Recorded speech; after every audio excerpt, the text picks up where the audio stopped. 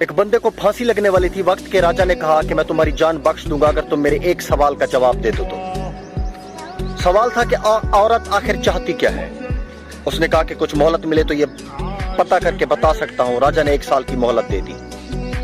وہ بہت گھوما، بہت لوگوں سے ملا، مگر کہیں سے بھی کوئی تسلی بخش جواب نہیں ملا۔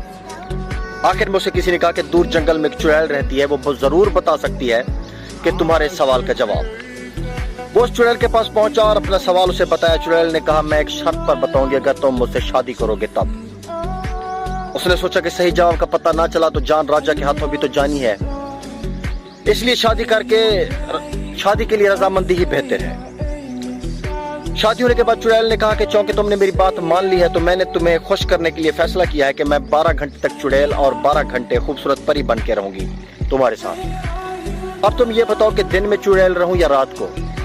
اب اس بیچارے نے سوچا کہ اگر یہ دن میں چڑیل ہوئی تو دن نہیں گزرے گا، اور اگر رات میں ہوئی تو رات ڈر کر گزرے گی۔ آخر میں اس نے کہا کہ جب تمہارا دل کرے تو پری بن جانا، اور جب تمہارا دل کرے تو چڑیل بن جانا۔